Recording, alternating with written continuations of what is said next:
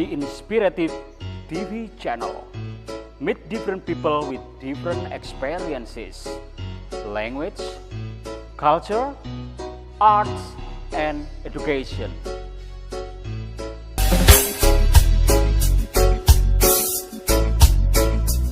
Kali ini Mr. Ali akan bikin konten judulnya Bahasa Cinta Tanpa Kata.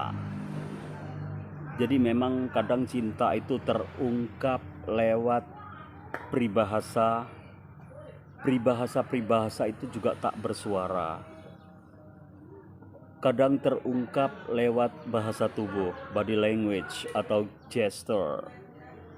Itu juga sudah bisa ya dilakukan, dan banyak juga laki-laki yang menggunakan itu dan wanita mengetahuinya.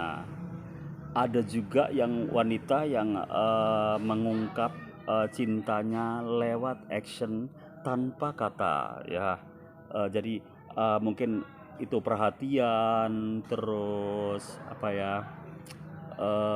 tegur sapa, ngasih senyum lewat di depannya. Nah kayak gitu, itu sudah sesuatu bahasa yang memang nggak terungkap oleh kata, tapi kita tahu maknanya dan artinya yang terkandung dalam action yang diperbuatnya. Suami istri juga begitu. Kadang suami minta sesuatu pada istrinya itu juga tanpa kata ya. Kadang mereka pakai kode-kode, pakai rumus-rumus kayak gitu-gitu yang membuat pasangan itu sama-sama understand ya. Jadi bahasa itu memang diungkap harus tidak juga harus vulgar, tidak juga harus diketahui orang, tapi bisa dimengerti pasangan, seperti pacar, seperti sahabat, atau suami istri. Nah seperti itu. Jadi bahasa cinta tanpa kata memang ya lumayan sih kita harus menyikapi, karena memang kita hidup kadang ada sesuatu yang memang nggak boleh atau nggak harus diungkap lewat suara seperti itu. Oke, saya habis baca buku ini, Bahasa Cinta Suami Istri ya, keren banget juga. Di sini nggak ada kata-kata yang seronok, tapi menarik untuk dipahami. Dan di sini ada sinopsisnya yang aku baca ya. Ketika pasangan suami istri mulai melangkah menyusuri kehidupan rumah tangga, hati mereka berbunga-bunga kala itu. Mereka bayangkan dirinya laksana pangeran dan putri raja yang sedang menari-nari di tengah tamanan indah penuh semerbak harum bunga-bunga. Segala impian, obsesi, dan fantasi cinta yang bertumpuk-tumpuk jadi satu. Namun kehidupan di alam nyata kerap kali terasa kejam. Pasangan suami istri itu tiba-tiba harus tertunduk lesu dan menyaksikan banyak hal yang nyata yang harus dihadapinya. Masalah-masalah kehidupan yang ternyata harus mereka hadapi dengan tanpa konsep. Jadi mereka tiba-tiba kaget, ternyata saya jadi seorang bapak itu seperti ini gitu ya. Ternyata saya jadi seorang istri itu seperti ini ya kan.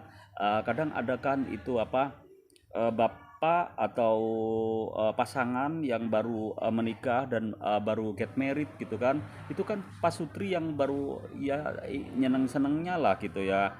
Sampai setahun kemudian mereka punya baby. Akhirnya dari kelahiran baby mereka tanpa sadar juga mereka kena baby blues syndrome ya. Jadi itu bahasa mereka, bayi juga gak bisa berkata-kata, bisanya cuma menangis dan gerak-gerak aja ya. Itu sangat merasa mereka senang punya anak, tapi mereka kadang terganggu oleh bahasa bayinya yang memang tanpa kata, tapi membuat kadang mereka jengkel, kadang mereka sedih, kadang mereka senang. Jadi bahagia, sedih, cinta bercampur jadi satu ya. Ya mudah-mudahan kita akan sadar ketika kita menjalani kehidupan yang tiba-tiba berubah, tidak ada dalam konsep, tidak ada dalam procedure kayak gitu-gitu.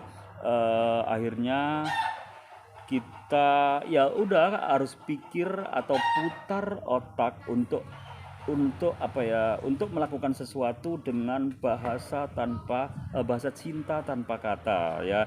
Jadi lakukan aja, just do action. And what will you do to your baby, misalnya apa namanya, baby blues tadi, ya sadari aja kalau memang hidup itu harus berubah karena memang itulah kenyataannya.